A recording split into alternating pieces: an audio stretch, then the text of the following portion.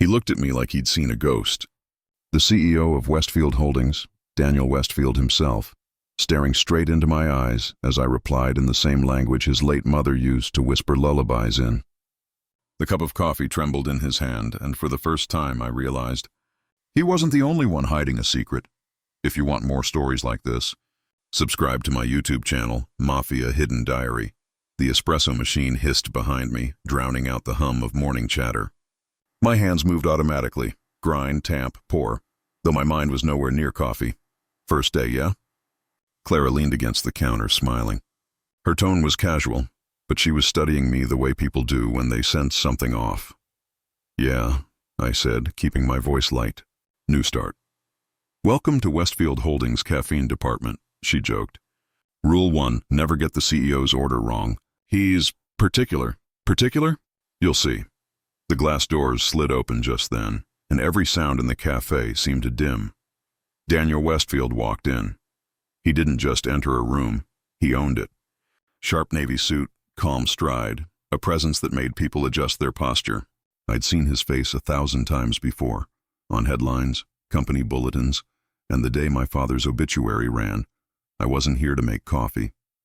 I was here to face the man who ruined everything. Clara whispered. There he is. I gathered, I murmured. He approached the counter, phone in hand, eyes down. Un café noir, he said, fluent, effortless French. Before I could stop myself, the reply slipped out like muscle memory. Avec plaisir. He froze, so did I. The phone lowered slowly. His gaze lifted, cutting through me. What did you say? I forced a polite smile. Just said, with pleasure, sir, in that accent. His voice softened, suspicious. It's something I picked up. He didn't look convinced. Most people wouldn't pronounce it like that. Clara stepped in, nervous. Mr. Westfield, I'll handle— No, he interrupted. Let him. My hands moved to the machine, steady, but my pulse thundered. The hiss of steam filled the silence. I could feel his eyes on me the whole time. When I placed the cup before him, he didn't reach for it immediately. He just stared. What's your name? Ethan, I said. Ethan Blake. He repeated it slowly like he was testing the sound. Blake. Something flickered behind his expression. Faint recognition, maybe guilt. I couldn't tell. He took a sip, eyes still on me. Perfect, he said. Rare, I nodded. Glad you approve. He left the cafe without another word, leaving a trail of silence behind him. Clara exhaled. Bloody hell. You've got nerves of steel, do I? I muttered, staring at the empty doorway. You answered him in French. Nobody does that. It just slipped out. Well, slip less. The man's unpredictable. I smiled faintly. So am I. By lunch, word had spread. Apparently, the new guy spoke to the boss like they were old mates. Someone whispered near the pastry rack. Clara elbowed me later. You're trending on floor chat. Daniel never talks to staff. Ever. Guess I broke protocol. Guess you did. I pretended to laugh, but inside, every nerve was alert. That look he gave me, it wasn't curiosity. It was recognition. I caught a reflection of myself in the cafe window. Clean shirt, neutral smile, nobody special. Exactly what I needed to be, but he saw through it. I could feel it.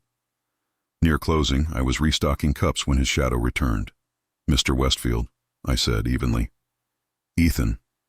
He said my name again, like it meant something. You're new. Second day tomorrow. You've worked in cafes before? Here and there. Where? I wiped the counter. Paris briefly. His eyebrow rose. You speak French fluently? Not fluently. Enough to get by.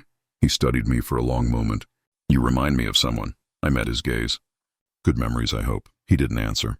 Enjoy your evening, he said finally, and left again. The door closed, and I felt my breath catch in my throat. Someone he knew. Someone from before. Clara poked her head from the back. He came back just to talk to you? Apparently. That's not normal.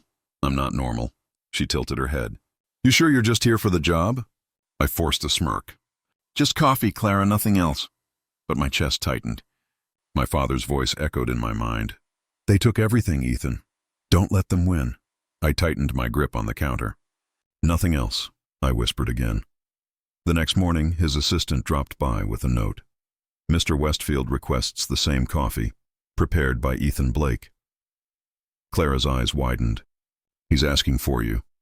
I stared at the note, the neat handwriting, the subtle weight behind the words. "Looks like you've made an impression," she said. "Yeah," I replied quietly. "That's what I came for." That night I couldn't sleep. The hum of the city outside my flat felt louder than usual. I stared at the ceiling and replayed every second of that morning.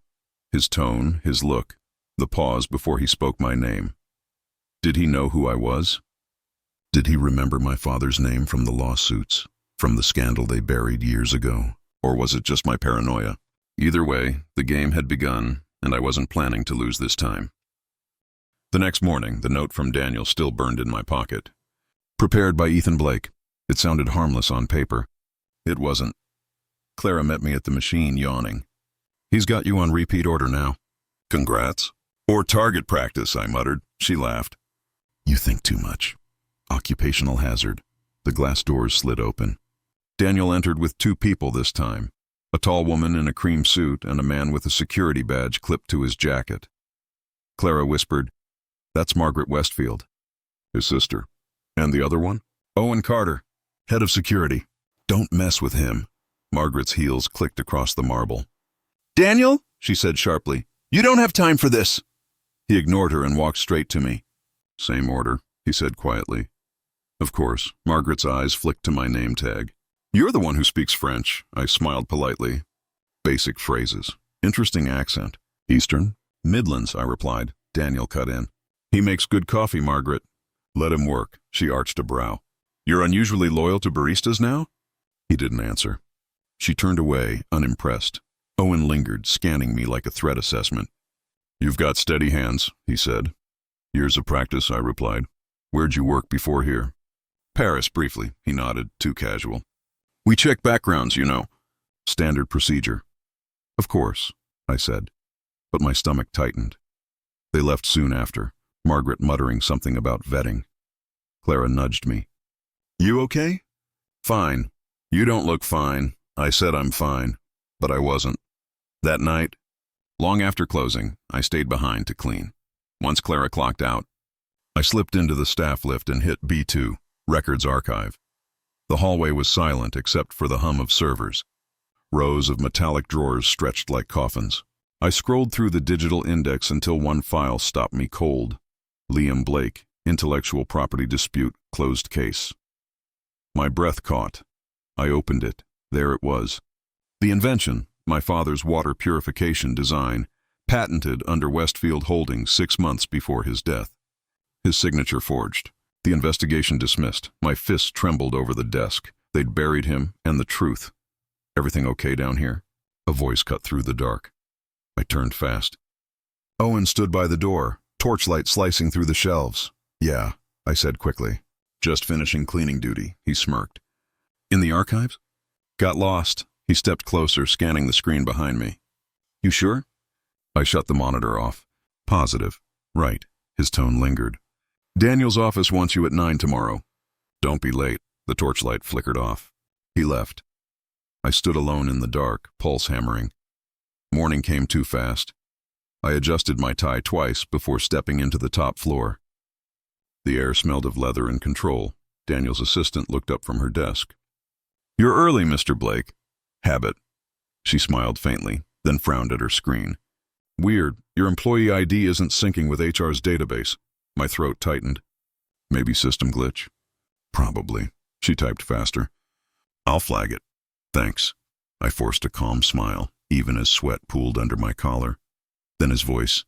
"Send him in." Daniel stood by the window, skyline glowing behind him. "Ethan," he said without turning. "Sleep well?" "Reasonably." He faced me, hands in pockets. "You've caused quite a stir. Margaret thinks you're an undercover journalist. And you?" "I think you're hiding something." My pulse spiked. "Like what?" "I don't know yet." "But your accent. It's not Midlands." "It's Northern, maybe French educated?" "Studied abroad." I lied. He nodded slowly.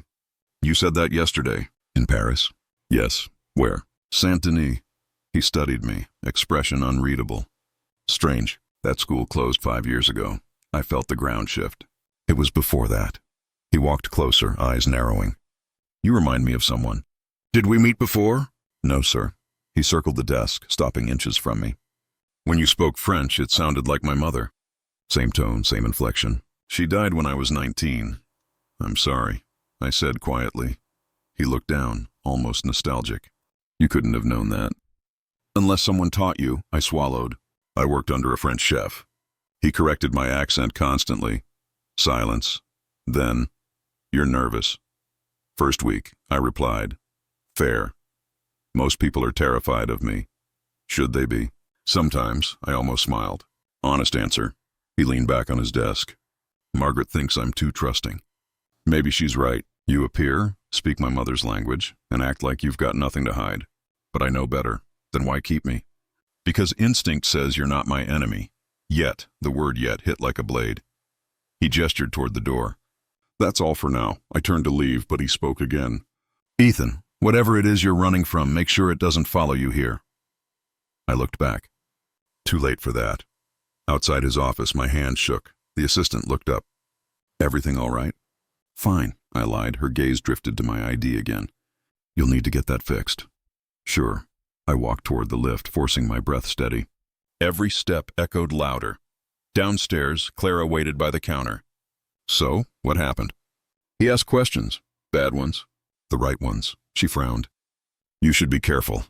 I already am. I looked around the cafe. Spotless, quiet, ordinary. On the surface, just another job. Beneath it, a battlefield. Daniel's suspicion was growing. Owen was watching, and Margaret was whispering poison in his ear. The ghost of my father's past had started to wake, and it wouldn't rest until someone paid. The invitation came in the morning, typed, folded, and slid under the espresso machine like a secret. Lunch, noon, my driver will pick you up. DWI stared at the note until Clara leaned over my shoulder. Someone's feeling important, she teased. Private lunch with the boss? Apparently, I said, keeping my tone casual. Maybe he's just hungry, Clara grinned. Or curious. You've been on his radar since the French thing. Careful, Ethan. Men like him don't invite people for sandwiches. She wasn't wrong. The car arrived precisely at noon. Black, silent, and too polished for comfort. The driver didn't say a word as we moved through London's financial heart. Glass towers, sharp suits, and the faint smell of ambition. I caught my reflection in the window. The barista uniform looked out of place. Stay calm. Observe. Don't react.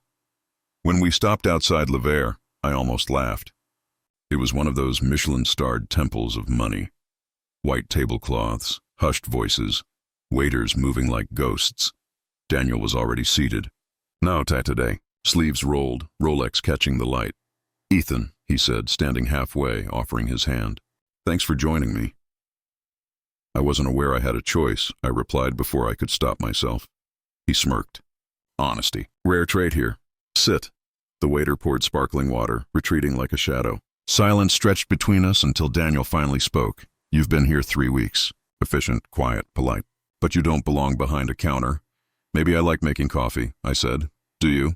His eyes lifted, sharp, deliberate. I forced a smile. It pays the bills? Right, he murmured, leaning back. Bills, we all have them. The steak arrived, mine untouched. He cut his slowly, like the movement itself gave him time to think. You grew up in France? No, but you're French. It's from Marseille. Not Parisian, I hesitated. Picked it up from a friend. Must have been a good friend. His tone wasn't casual anymore. It was surgical. I tried to redirect. So what's this lunch really about? He smiled faintly. Maybe gratitude. Maybe curiosity. Or maybe I just enjoy watching people lie to me. My stomach tightened. You think I'm lying? I know you're lying. I just don't know why. The waiter appeared again. Dessert? No, Daniel said without breaking eye contact. We're fine. The silence after that felt heavier than the room itself. He leaned forward. Do you believe in karma, Ethan? The question sliced through everything. I blinked. Karma? Yes.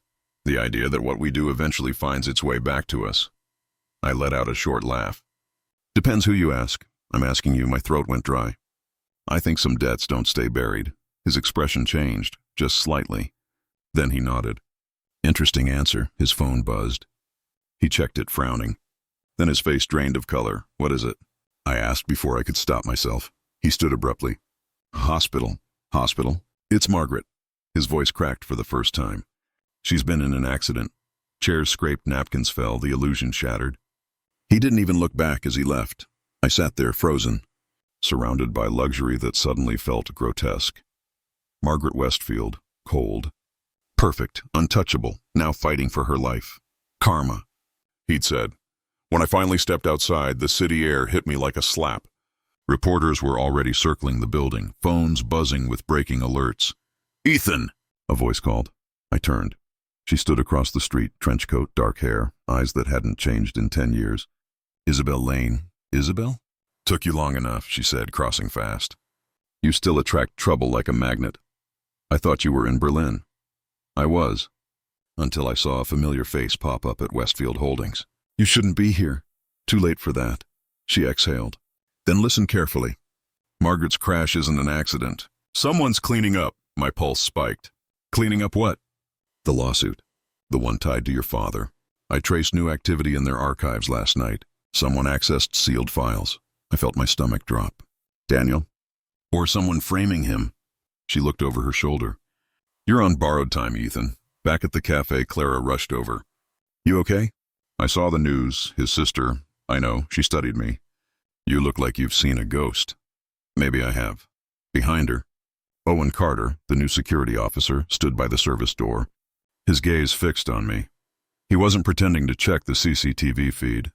When I moved, he followed with his eyes. "They're watching." I forced a smile at Clara. "Just a long day. Be careful, yeah?" She whispered. "Something feels off." She walked away. I turned back to the counter, hands trembling. Daniel's words echoed in my mind. "Do you believe in karma?"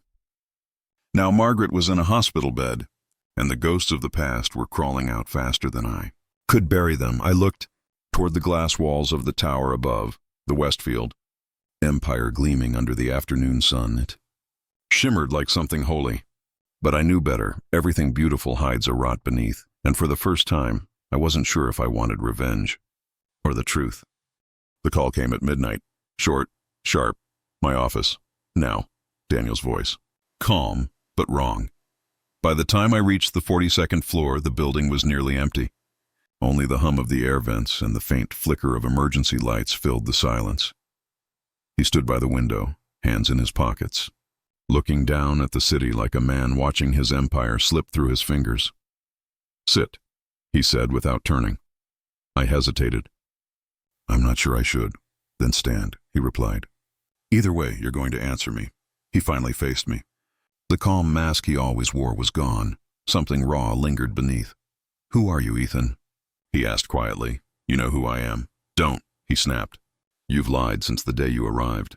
Fake ID, fake resume. My team found inconsistencies. I swallowed hard. "Then fire me." "Oh, I intend to. But not before I know why." He took a step closer, voice dropping.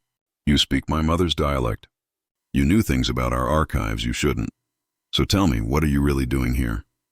My pulse hammered. I tried to hold the mask, but it was slipping. "Daniel, He slammed his hand against the desk. "Enough lies." The sound echoed through the glass walls. I flinched, my chest tight. Something inside me cracked. "You want the truth?" I said. "Fine." He froze. "My name isn't Ethan Blake, it's Ethan Blake, son of Liam Blake, the man your company destroyed 15 years ago." His eyes widened. "My father invented the thermal stabilizer tech your company patented under Westfield Dynamics. He trusted your family. Then he lost everything. His work, his name, his life." Daniel didn't speak. Not at first. Just stared at me, jaw tight, eyes unreadable. When he finally spoke, his voice was barely a whisper. "Your father was a good man." The air went still. I blinked, unsure if I heard him right. "You knew him?" He nodded slowly. "I was 16 when it happened. He used to visit our home. My father called him brilliant, too honest for business." Anger surged. "Honest." "You stole his life's work." "I didn't," Daniel said, his tone steady but hollow. "Margaret did." I laughed bitterly. "Convenient." He walked to a drawer, pulled out a folder, and tossed it on the table. "You think I'm lying?" "Read." Inside were old memos, signatures, and bank records. Margaret's name stamped across transfer documents. "She sold your father's prototype to an overseas firm," Daniel said. "My father covered it up to protect the company's image. I found out years later. By then it was too late." I stared at the papers, my throat burning. You expect me to believe this? I expect you to see the truth, he said. I've carried that guilt ever since, I wanted to shout. To call him a liar. But the look in his eyes, grief, not performance, stopped me. I came here for revenge, I whispered. Everything I've done was for him, he exhaled slowly. And what now? I didn't answer. Because I didn't know. The room felt smaller, tighter. The truth didn't set me free. It trapped me. Daniel poured a glass of whiskey, pushed it toward me.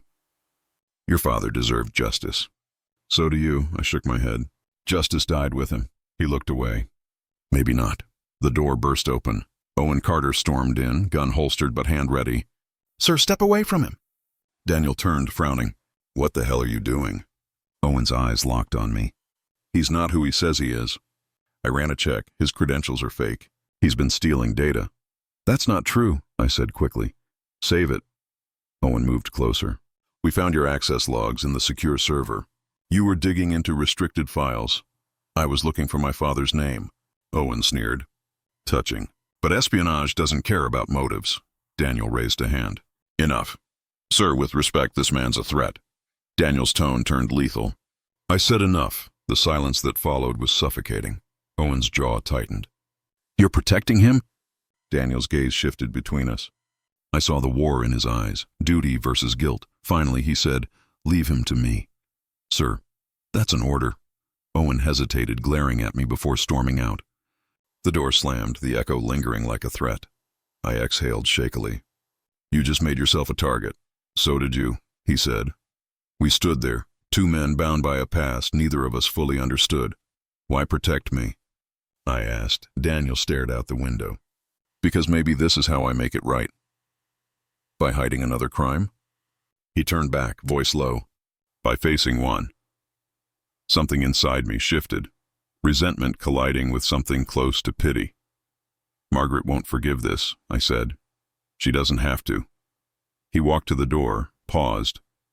You've spent years chasing vengeance, Ethan, but revenge doesn't rebuild anything. Then what does? Truth, he said simply, even when it ruins you.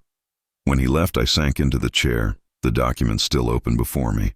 My father's signature stared back, proof of everything I'd lived for. Proof that my enemy might not be the man I thought outside. Thunder rolled over London. The mask I'd worn cracked completely. For the first time, I didn't know who I was fighting for, my father's memory or my own redemption. I hadn't slept in 48 hours. The sirens outside Westfield Tower still echoed in my skull. Daniel was in custody, and I was the reason he wasn't running. When I walked into the lobby that morning, cameras flashed like lightning. Reporters shouted questions I didn't answer. The security guards looked at me like I was next. But I wasn't. Daniel had seen to that.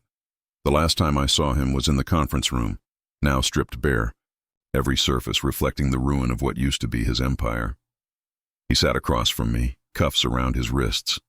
But his posture was steady, controlled. You shouldn't have come, he said. I had to. He smiled faintly. You always say that before doing something reckless. I ignored the remark. Why are you taking the blame? The files prove Margaret. He cut me off. Margaret's dead, Ethan. The car crash wasn't an accident.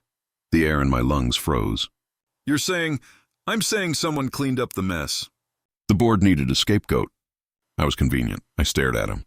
You could still fight it. He shook his head. I've been fighting my family's sins my entire life. Maybe this is how it ends. The door opened.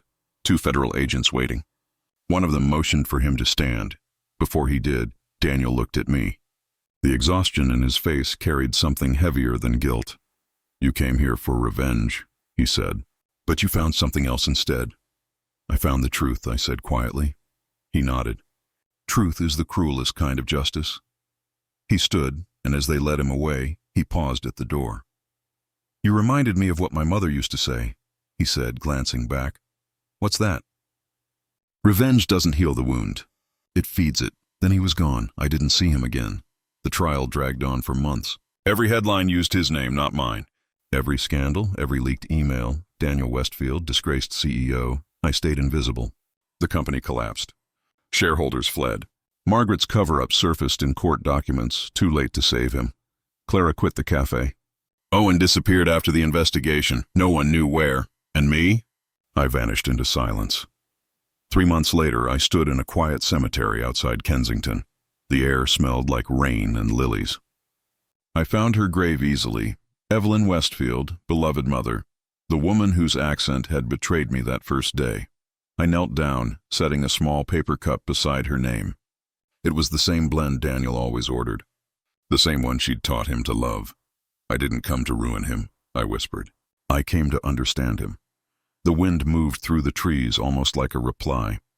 For a long moment, I just stood there, listening to the faint hum of the city in the distance, the world moving on while the ghosts stayed quiet.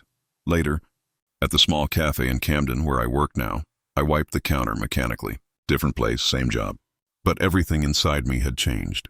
Isabel walked in, her coat soaked from the rain.